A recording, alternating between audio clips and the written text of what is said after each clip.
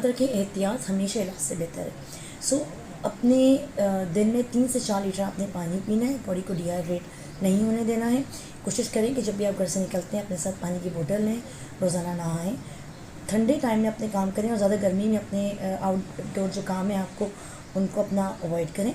और इसके अलावा कोशिश करें कि आप ठंडे और लूज़ कपड़े पहनें। और अगर आपको कभी भी कोई अलामत हो तो आप बहुत ज़्यादा गर्मी में निकलना है या आपको लगता है आपकी आंखें लाल हो रही है, बहुत पसीने आ रहे हैं, तो अपने ऊपर कोई भी गीला तौलिया या कपड़ा डाल दें निकलते वक्त, ताकि ये सारे जो है चीज़ें इनसे आप बच सकें। दूसरी बात ये कि अगर आप अपने साथ कोई जूस रखते हैं तो वो भी बहुत हेल्पफुल होता है इन केस कि आपको एकदम से सडन डिहाइड्रेशन हो जाए, तो आपके पास जूस या पानी हमेशा होना चाहिए।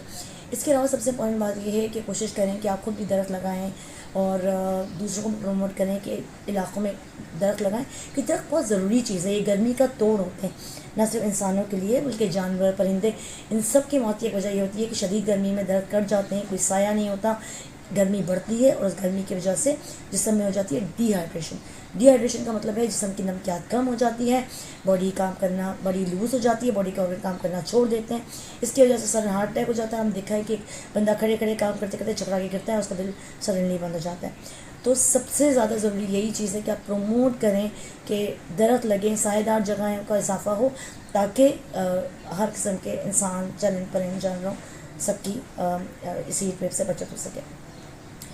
अगर आपको इसके बारे में मज़ीद कोई मालूमात करनी हो या ख़वातीन से रिलेटेड मसाइल की कोई और मालूमात करनी हो तो आप नीचे दिए गए नंबर मुझे कॉल कर सकते हैं या मुझे मेरे क्लिनिक में विज़िट कर सकते हैं। मैं प्रैक्टिस करती हूँ अल्तमज जनरल हॉस्पिटल में, हिलाल अहमर में और अंकल सरी हॉस्पिटल में।